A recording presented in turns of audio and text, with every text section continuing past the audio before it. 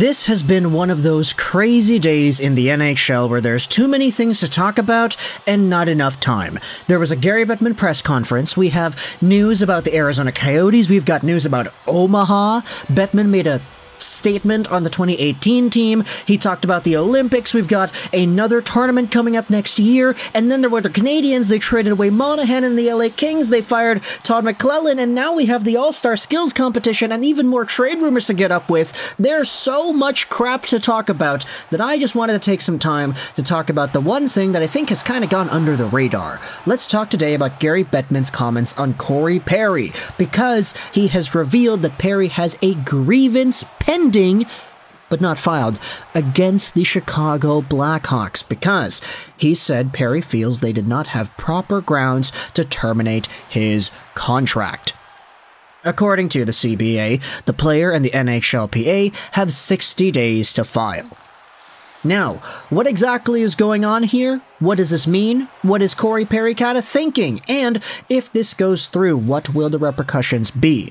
Well, let's go out there and read some of the replies. What happens if he wins the grievance? Davo's hot tub goes out there and says, and some of the replies go out there and meme it up. Danny Heatley says, yeah, the Sens have to give up a first-round pick. Okay, pretty fair compensation. I'll be agreeing with that. The Blackhawks will probably be awarded the first overall pick. That's a pretty funny meme. He goes back to the Blackhawks. Tim Drake says, no. Let's go out there and read one of the actual replies. This is what will happen if if Corey Perry wins the grievance. He'll probably get compensated with the difference between both contracts, similar to what happened with Evander Kane. Spoiler alert, you gotta remember the Edmonton Oilers took a chance on Evander Kane after his entire situation with the San Jose Sharks, and Corey Perry may be in a similar spot here. Now, as we had talked about in the video, let's actually go out there and look at it. So if we go to our channel and we see the video we made a few days ago regarding the Corey Perry stuff, this is what we talked about 9 days ago. John Scott went out there and had his own segment talking about Corey Perry. We didn't follow up with this, but John Scott actually rescinded his comments later in a statement and said that the stuff that he said in the podcast was not correct. It was factually misleading. It was whatever.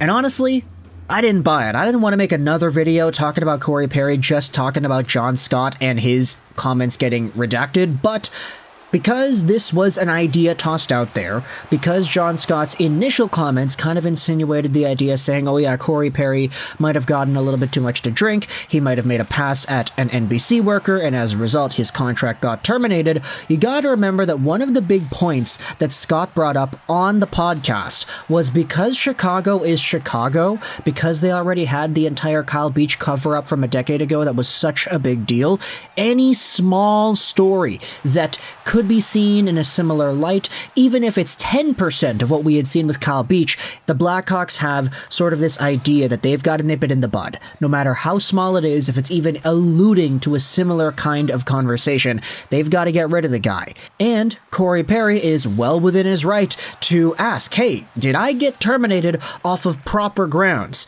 And based off of what Gary Bettman is saying, it's apparent that Perry feels he did not get terminated within those rights. So, grievance is pending, not filed. We have to wait a little bit more for everything to be filed, but this does add a very interesting layer to the Chicago Blackhawks and their proceedings with Corey Perry, mostly because of what we had talked about in regards to money.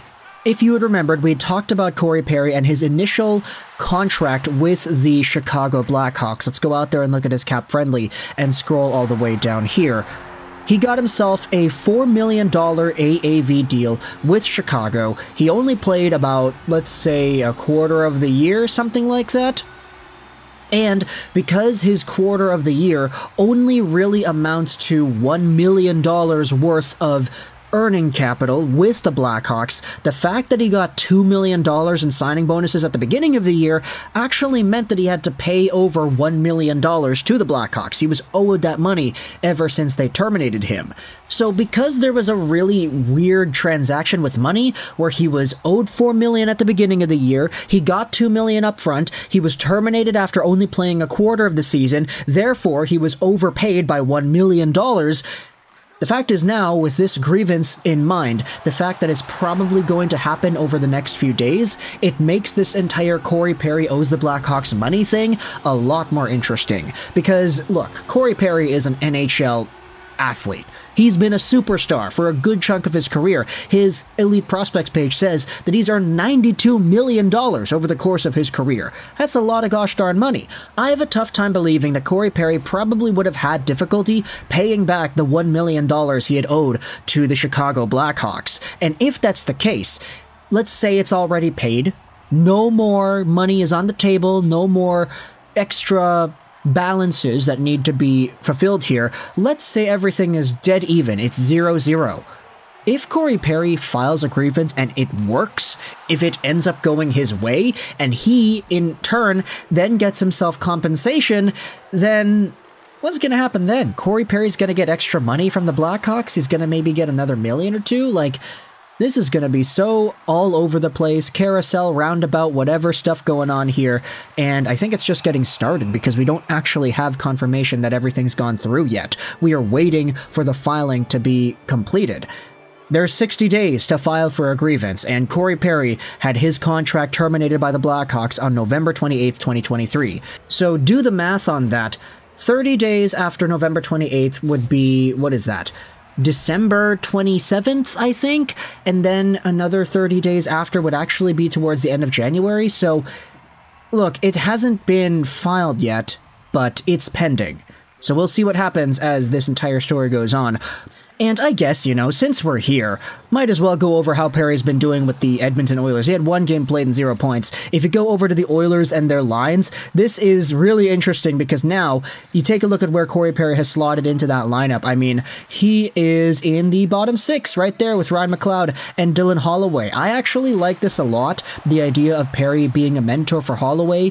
We already talked about how he was a mentor for Connor Bedard, but Corey Perry, I mean, sure, you can talk about his wins above replacement number being in the bottom half of the league. He's a 39th percentile guy. But on the power play, he's been pretty good. He's also been pretty good at finishing. And when it comes to his overall profile, I mean, there is a lot of experience that he brings that is not really represented on these score sheets here.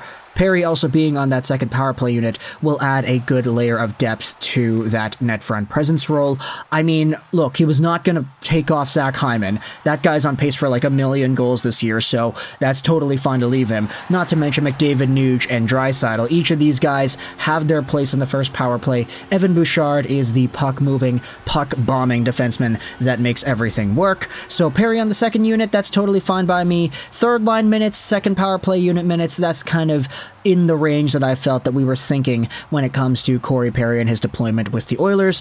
But yeah, I mean, if he's able to fill out the rest of this year, let's say the Oilers make the second Pacific spot, they play off against LA or something, and Corey Perry goes on a run, that would be a crazy bounce back from being a part of a terrible Chicago Blackhawks team where he was brought in to mentor Connor Bedard, who isn't even playing anymore because he's injured, and he maybe gets some extra money on top of that from Chicago because they terminated his contract not in a proper way, according to what he believes. So, crazy situation, right? But for now, we have ourselves some more talk that we need to go out there and discuss when it comes to trade rumors and stuff, so I'm going to end this video off here.